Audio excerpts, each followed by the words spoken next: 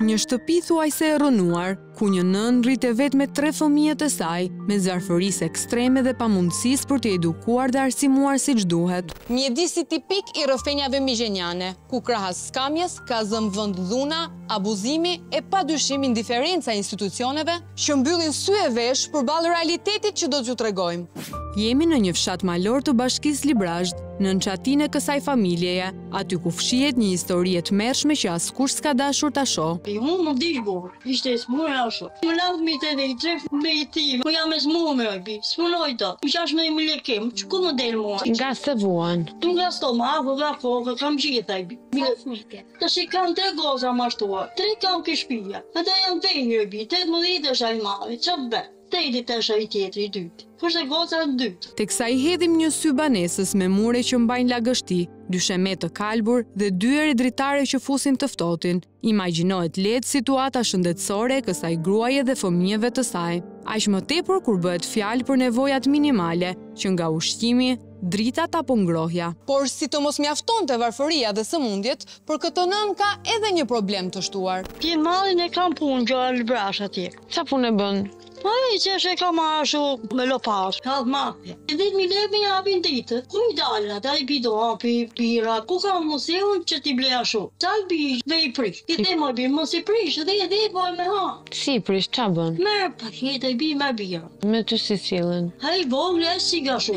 Si? Të ta thema. Teksa dëgjojmë fjalët e nënës, kuptojmë që nuk kemi të bëjmë vetëm me varfërinë, sepse problemet në këtë familje kanë kaluar çdo limit. Ai vogli më thot da, pista. Motës të vetë i thot da e piste. Ky i malli ashtu. Dhe mua mos më vjerë. Mira i bit më thot da, se kam vrit veci e kam vrit. Qa lafësh? Sure e them to. Te buri gjarë, sa dhe ku ishte ai, soshi da, vjashu. Sa dhe ishte ai, më thot da. Quni që është në klasë të 8, qa të thot ty? Ai më thot mua edhe cuzës të ashuj, se nuk si edhe mirë bi. Nuk si edhe mirë as njerë. Të ka rahur dhe ty dhe vajzën? Po, më si edhe asho. Ha, që të bëj aty? Po pse të rah? Po më rejtë dhe kujtu qarë me një ka ajbi. Nuk e di. Pysi një ashtu më thollave, të dy. Mire ke, që unë i kam bërë. Nuk të ndihmojnë fare? Po, hiq. Po si ja bëni për të ushqyer, për të mbajtur fëmijët në shkollë? Qa them? Kam i bojë e bit, 60.000 lekë, bosh. S'ka mësi e bitja. Do bës s'ka mësi. A madhe e bit. Si t'ja bëj, qështë t'ja bëj. Qarë punë e bën këtu?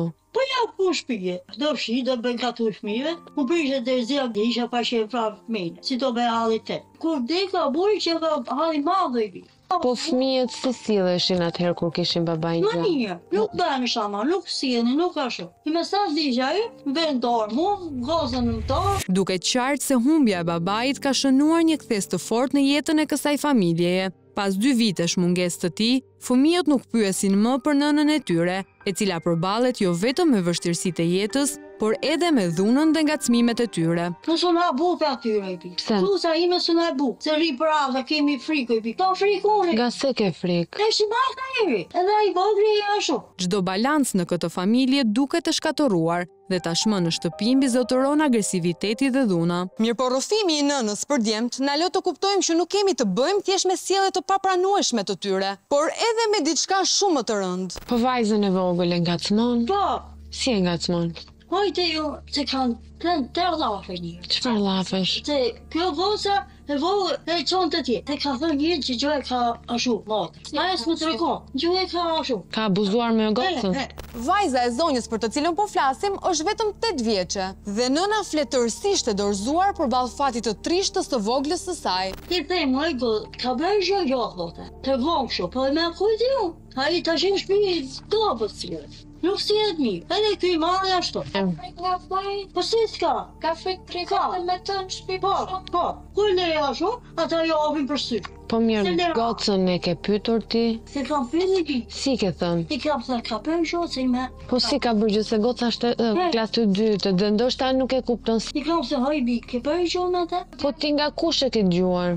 Ta njerëzit kështu, që thonë, plas. Si të thonë njerëz? Që mos e lërë gocën vetën, se ka bërë ashtu, me motë. Po ku e kam parë? kanë parë video. Këtu na duhet të sqarojmë se shkaku kryesor që na detyroi të shkojmë me urgjencë te kjo familje është një video tepër e rëndë e cila qarkullon tek banorët e fshatit, kryesisht tek fëmijët. Gjë që na e pohon edhe kjo zonjë. Kemi dëgjuar jo ka qarkulluar video jo. Pra po tregoni, ne kush po? Po kafe. Ka ngasmë gocën e po. Çunë.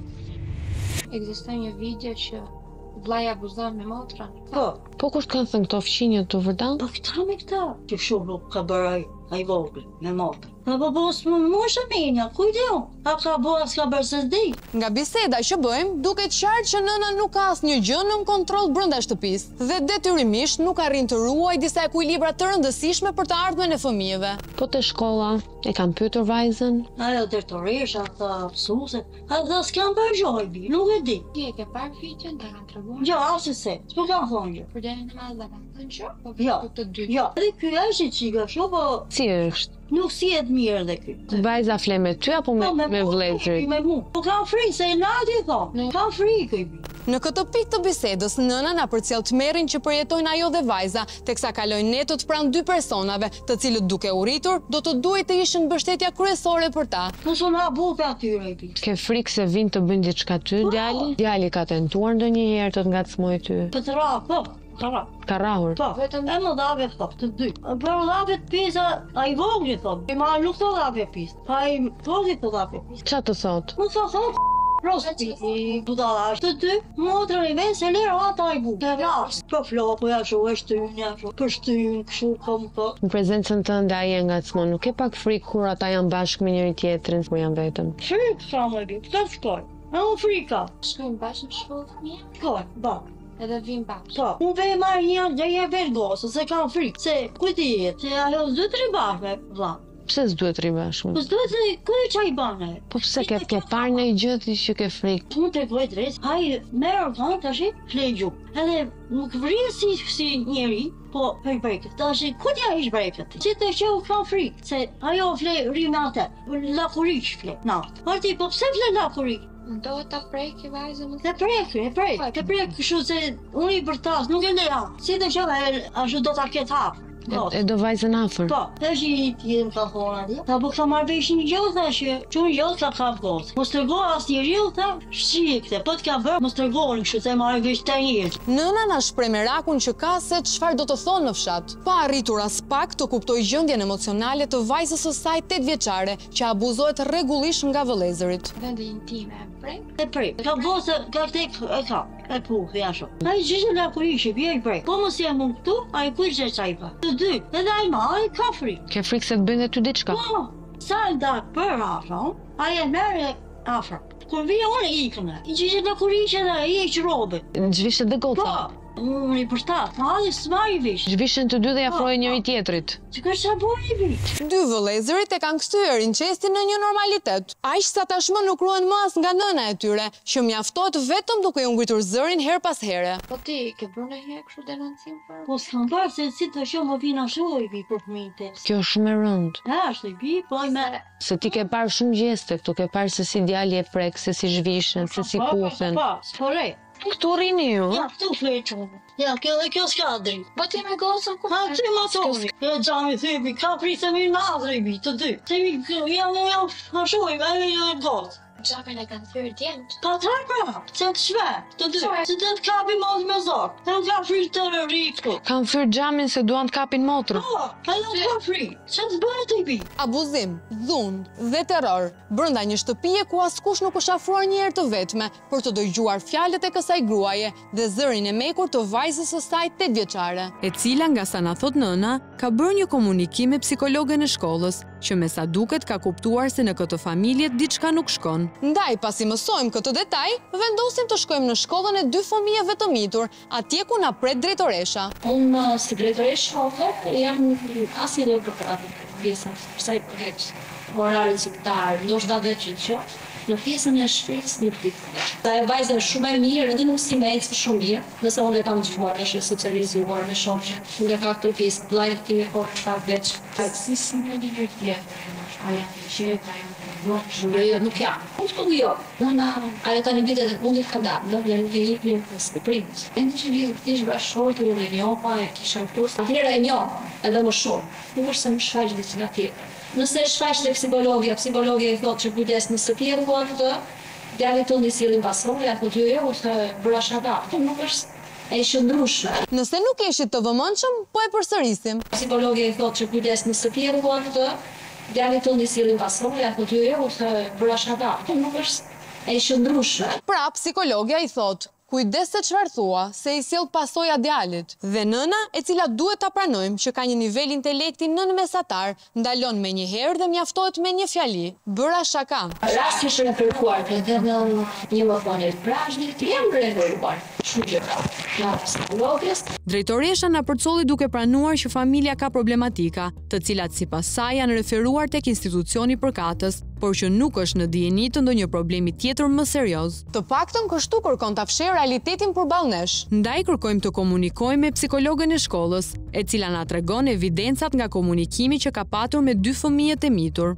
Unë nuk është të kam një dijeni që ato mund të kenë një problem të tekstuar, por në fillim vitit shkollor, kur ne plotësojmë hartën sociale, kam verifikuar që fëmijët kanë problematika sociale që kanë mënyra të vishën, edhe kisha dëgjuar edhe që ama nuk është ushtronte shumë mirë rolin e nënës dhe të prindit. Për këtë arsye nga më vënë dieni një më falë, në sinë mbrojtje të fëmijëve, edhe kam data një përfaqësues në komunën qendër, është përfaqësuesja që merret me çështjet sociale, dhe ato i ka vënë në dieni përmes një emaili për problemet sociale që mund të kenë për ekonomi. Unë për kaq janë në dieni. Kam patur një takim me nënën në 13 nëntor në zyrën time, ka ardhur, ka kërkuar, dhe më ka thënë që djemt më ngrenë zërin, nuk më dëgjojnë, më shprehur për djalin e madh që nuk më dëgjon fare dhe nuk më bindet pra se gjë që e ka më. Ajo aludon që edhe mund të më dhunoj, thot për djalin, por shpeshherë nëna është kontradiktore. Për këtë arsye, ajo nuk është në zonën shkollë. Ka marrë një deklaratë nënës atij që ka qenë në shkollë dhe më njëherë kam njoftuar